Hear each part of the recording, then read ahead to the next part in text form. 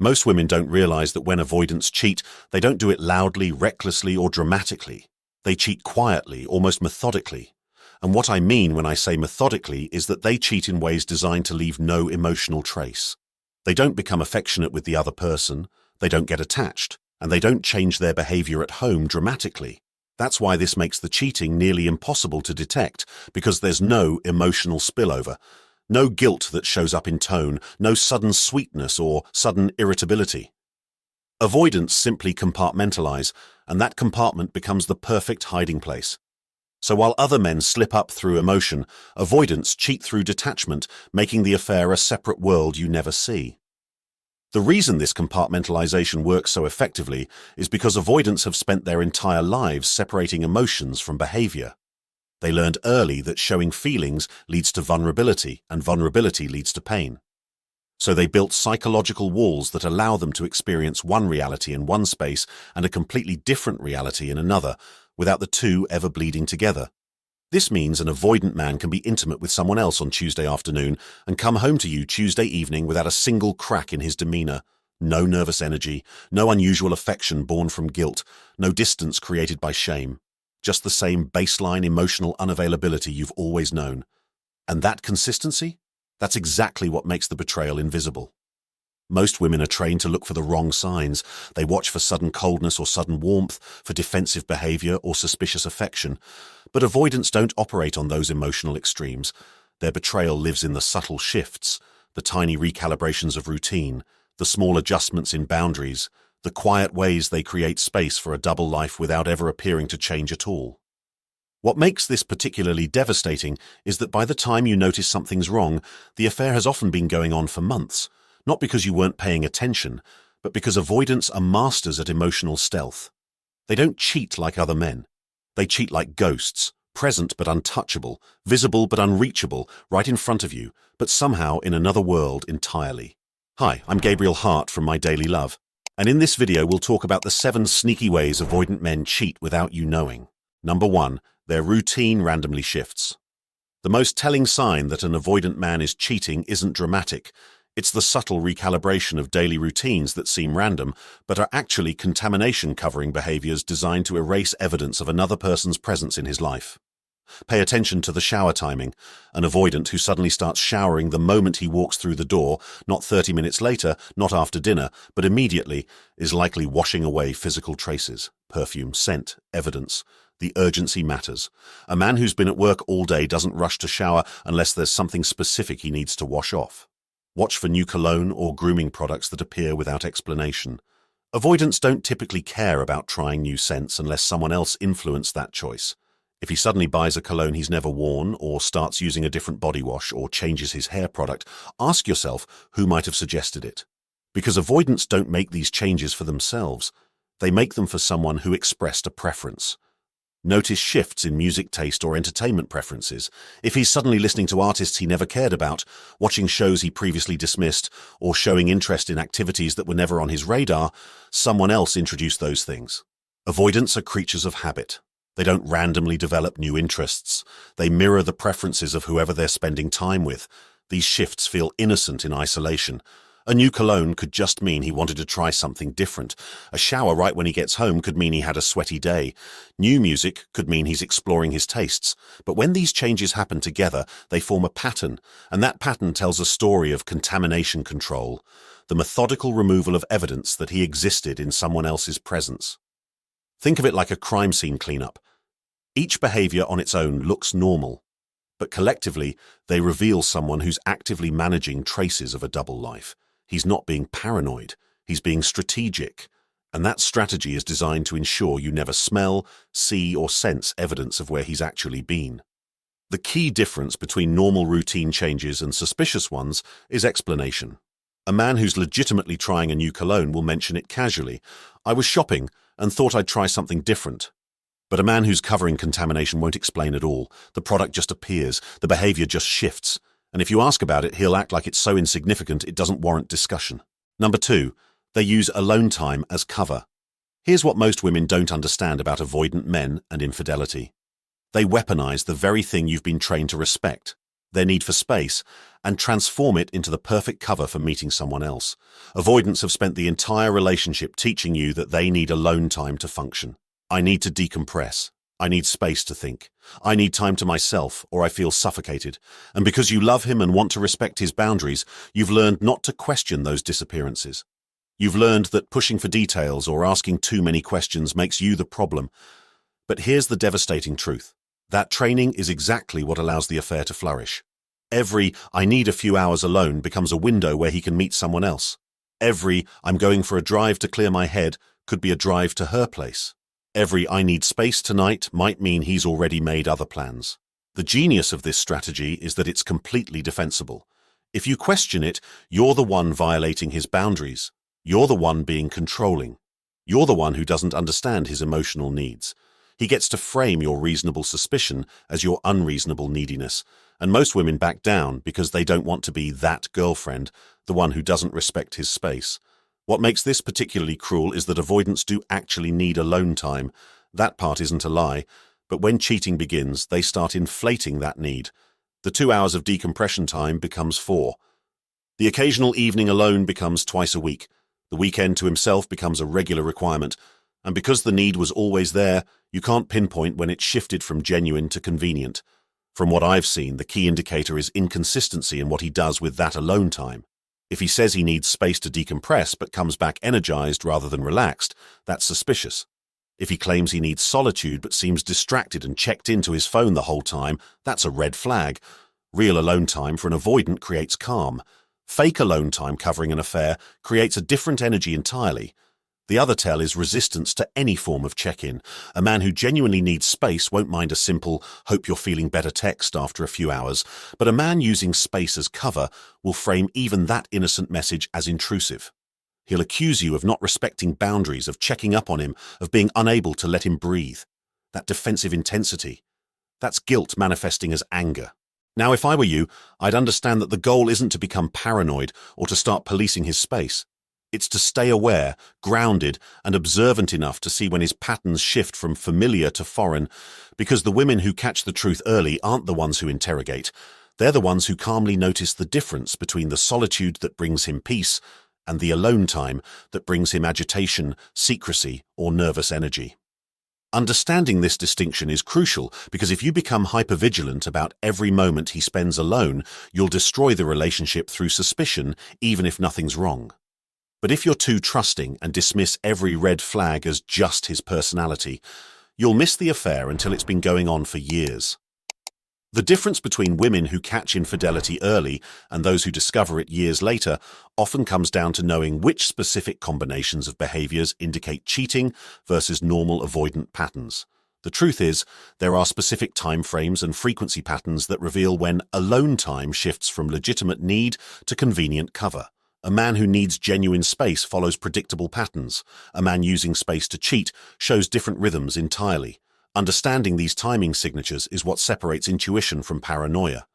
Comment "time," and I'll reveal the 3 specific timing patterns that distinguish legitimate alone time from affair-covering disappearances, and the exact frequency shifts that indicate when his need for space has become a need for someone else. Number 3. They have a work-stress persona. What if the most believable cover for an affair isn't a lie at all, but rather the strategic amplification of a truth, where real work responsibilities become convenient excuses for time that's actually being spent somewhere else? Suddenly, his job becomes dramatically more demanding. Late nights at the office appear out of nowhere. Weekend projects that never existed before become urgent. Overtime that was never mentioned in previous months is now happening constantly. And all of it is always last minute, because last-minute requests don't require advance explanation or planning around your schedule. The work stress persona is particularly effective for avoidance because it comes with built-in justification for emotional distance. If he's cold, distant, or unreachable, he can blame work pressure. If he's irritable or checked out, it's because he's overwhelmed at the office. The affair doesn't have to explain his emotional unavailability, his job does it for him. Watch for patterns in the timing. Are these late nights clustered around certain days? Does he have work emergencies that always seem to happen on the same evenings each week? Legitimate work stress is usually random and unpredictable. Fabricated work stress that's covering an affair tends to follow a schedule because the affair follows a schedule. Pay attention to details about these work situations. When he mentions the late night or weekend project, does he offer any specifics? Can he name who he's working with, what the project involves, what the deadline is? Or does he keep it vague and get defensive when you ask reasonable questions? A man who's actually stressed about work will often vent details. A man using work as cover will keep it deliberately general. Another tell is the lack of evidence. Real work stress leaves traces, emails at odd hours, documents spread on the table, phone calls you can overhear, exhaustion that looks like actual mental fatigue, but fabricated work stress is clean. He says he's overwhelmed, but there's no visible evidence of projects, no work materials coming home, no colleagues calling. The stress exists in explanation only. The technology aspect is crucial too. If he's claiming to work late, but you notice his location on shared apps shows movement that doesn't match his office location, that's evidence. If he says he's in back-to-back meetings, but you can see he's been active on social media, that's a contradiction. The details often reveal what the explanations try to hide. And this is going to sound crazy, but sometimes the biggest tell is improvement in his work situation that he never mentions. If the intense project he claimed would last 3 months suddenly isn't mentioned again after 2 weeks, but the late nights continue, that's suspicious. The excuse expired, but the behavior didn't, because the excuse was never the real reason. Number 4, they keep their social circles separate. While most couples naturally integrate their social lives over time, an avoidant man who's cheating will actively maintain separation between his friend group and you, because his friends know where he actually was and he can't risk those worlds colliding. Notice if you've been together for months but still haven't met his close friends. He has excuses. They're busy. The timing never works out. He keeps his relationship and friendship separate. But the real reason is that friends who've met you can't be used as alibis. If you know his friends, you might call one of them. You might run into them. You might accidentally discover that the guys' night he attended didn't actually happen. By keeping you separate from his social circle, he maintains control over the narrative. He can tell you he was with Mike and Jake, knowing you have no way to verify that. He can claim his friends are doing activities that create convenient cover for his absences. The separation isn't about privacy, it's about maintaining the infrastructure of deception. Watch for inconsistencies in the stories about his friends. Does he mention hanging out with someone he previously said was out of town? Does he describe a group activity that doesn't match the story he told last time? When his friends are fictional alibis rather than real people, the details don't stay consistent because he's not remembering truth. He's creating fiction. The other major indicator is his reaction when you suggest meeting his friends. A man in an honest relationship might be hesitant due to social anxiety or preference for keeping things separate, but he won't be defensive or adamant. A man who's cheating will have intense resistance. He'll frame it as you being pushy, as not respecting his boundaries, as trying to control his friendships. That intensity reveals the stakes. Meeting his friends threatens his entire system. From what I've seen, avoidant men who cheat often create entirely separate social ecosystems. You have your friends, he has his, and never the two shall meet. This allows him to live essentially parallel lives, the version of himself he is with you, and the version he is with everyone else. And in that everyone else space, the affair exists with full knowledge of his actual social circle. Sometimes his friends are even complicit. They know about the other woman because he doesn't hide it from them. He only hides it from you. They become active participants in the deception, covering for him, creating alibis, maintaining the separation. And as long as you never meet them, they never have to look you in the eye while enabling his betrayal. Number 5, they go out alone more often. Men cheat because they create opportunities, and for avoidance, those opportunities are built through increased solo activities that look innocent but provide perfect contexts for meeting someone else without any accountability. The bars become more frequent, the gym sessions get longer, late-night hangouts that never existed in the first year suddenly become regular occurrences, and all of these activities share one crucial characteristic. They're places where opportunity meets zero accountability. You can't call the gym and ask if he's there. You can't verify he actually went to the bar. You have to trust his word, and that trust is exactly what he's exploiting. Watch for the introduction of new solo activities that previously didn't exist. If he suddenly joins a recreational sports league, starts going to a coffee shop to work, or develops a habit of taking evening walks he never took before, ask yourself what changed. Avoidants are routine-oriented. New patterns mean new motivations, and sometimes that motivation is creating legitimate alone time to meet someone who now exists in his life. The timing of these outings matters enormously. Are they happening at times when connection would normally occur? Is he going to the gym at 8 p.m. when that used to be your time together? Is he meeting friends for drinks on Friday nights when that was previously date night? The affairs don't just happen during convenient times, they replace couple time with solo time, gradually eroding the relationship while building the affair. Pay attention to his energy when he returns. A man who actually went to the gym comes home with workout evidence. He's sweaty, tired, maybe sore. A man who claimed to go to the gym but did something else comes home clean, energized in a different way, perhaps showered already. The stated activity should match the returning condition. When it doesn't, that's evidence of deception. Another crucial tell is phone behavior during these solo activities. If he's supposedly at the gym or grabbing a drink alone, he should be somewhat responsive to texts. A man who's actually alone often welcomes brief communication. It breaks up the solitude. But a man who's with someone else goes silent. Your texts go unanswered for hours. When he finally responds, it's brief and slightly annoyed. That communication blackout during solo time reveals he wasn't actually solo. The frequency escalation is the final key indicator. A man who goes to the gym twice a week suddenly goes 5 times. A man who occasionally grabbed drinks with friends is now out 3 nights a week. The activity itself might be legitimate, but the dramatic increase in frequency suggests a new motivation, and often that motivation has a name. Number 6. They become overly protective of their privacy. Here's what most women don't realize about privacy versus secrecy. Privacy is about personal boundaries that existed from the beginning, but secrecy is about new walls built to protect new information. And when an avoidant suddenly introduces new privacy measures, those aren't boundaries, they're hiding places. The passwords change. The phone that used to sit casually on the table now lives face down or in his pocket. The laptop that was open in shared spaces is now closed or password protected. Lock codes on devices that you once knew are suddenly different, and when you ask why, he frames it as a security concern or personal boundary, never as what it actually is, a barrier keeping you from discovering something. What makes this particularly insidious is how avoidants weaponize the language of healthy boundaries to defend unhealthy secrecy. I deserve privacy in my own phone. You shouldn't need to look through my things.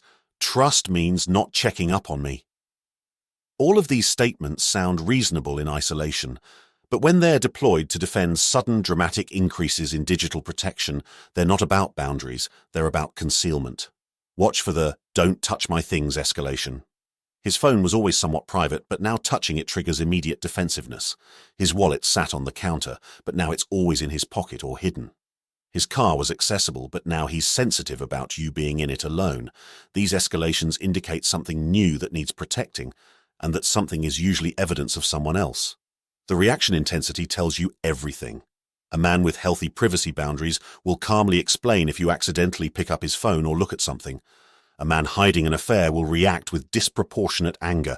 The fury isn't about the boundary violation, it's about the fear of discovery. That defensive spike reveals the stakes of what you almost found. Technology leaves trails that avoidants know they need to cover. Deleted messages, cleared browser histories, apps hidden in folders, secret social media accounts, Venmo transactions marked private. Every digital platform becomes a potential exposure point, so he starts aggressively managing all of them. The phone suddenly has two-factor authentication. The computer requires biometric login. Access that was once casual becomes impossible. From what I've seen, one of the most reliable tells is inconsistency in privacy enforcement. If he's adamant you can't touch his phone but he freely uses yours, that asymmetry is revealing. If he demands you trust him while simultaneously being suspicious of your activities, that projection shows his guilt. People who have nothing to hide don't need fortified privacy measures. They have appropriate boundaries that remain consistent over time. The sudden introduction of privacy language is another key indicator. If he never talked about privacy and boundaries before but now uses those terms constantly, he's likely learned them as justification strategies. He's framing reasonable suspicion as your problem, your trust issues, your insecurity, your invasion of his space. That rhetorical shift deflects from the real issue. His behavior changed because his life changed, and that change involves someone else. Number 7. They come home emotionally empty. While other forms of cheating create obvious behavioral changes, avoidant infidelity reveals itself most clearly in what's absent rather than what's present. They come home emotionally empty because they've already spent their limited emotional bandwidth elsewhere, leaving nothing for you. Avoidants have a fixed amount of emotional energy. Unlike emotionally available people who can engage with multiple people and still have capacity left, avoidants operate on a limited reserve. When they give emotional presence to someone else, that's energy no longer available to you. So they return home not guilty and compensating with affection, not distant because they're conflicted, just empty because they already gave what little they had. This emptiness looks like intensified versions of their normal avoidance. They were always somewhat emotionally unavailable, but now that unavailability deepens. Conversations become more superficial, physical affection reduces further, the small moments of connection that used to happen occasionally stop happening entirely. You're not getting less of him, you're getting the remainder of him after someone else received the best parts. Pay attention to who gets his emotional firsts. When something happens in his day, good news, frustration, an interesting thought, who does he tell first? If you used to be that person and now you're not, his emotional priorities have shifted. He's sharing his inner world with someone else and giving you only the edited external version. The intimacy you once had access to now belongs to someone new. Notice the exhaustion quality. Real tiredness from work or stress looks different from emotional depletion from affair management. Physical tiredness makes people want comfort and connection. Emotional depletion makes people withdraw and shut down. If he's coming home and immediately isolating, not to rest but to avoid, that isolation protects the compartmentalization he needs to maintain the double life. The absence of reciprocal curiosity is another tell. He doesn't ask about your day with any real interest. He doesn't engage with your thoughts or feelings. He doesn't create moments of connection or intimacy. This isn't necessarily because he's guilty. It's because he's already had his intimacy quota met elsewhere. You're receiving the emotional leftovers, which for an avoidant means receiving almost nothing. Watch for moments when you should have emotional significance but don't. You share something important and his response is flat. You're upset and he can't muster empathy. You're excited and he can't match your energy. That consistent emotional absence in moments that should spark connection reveals that his capacity for emotional presence is being directed somewhere else. The tank is empty when he gets to you because it was full when he was with her. From what I've seen, this is actually the most reliable indicator of avoidant infidelity because it can't be faked or explained away. He can claim work stress to justify absence. He can blame his nature to justify distance. But emotional emptiness that deepens over time while he simultaneously seems fine, not depressed, not struggling, just empty specifically with you, that pattern reveals where his emotional energy is actually going. The devastating part is that this emptiness often makes you feel like you're the problem. You wonder if you're too needy, too demanding, too much. You question whether your expectations are unreasonable. You start trying harder to connect, which pushes him further away, which makes you feel more inadequate. But the truth is, you're not getting less of him because of something you did wrong. You're getting less because someone else is getting more.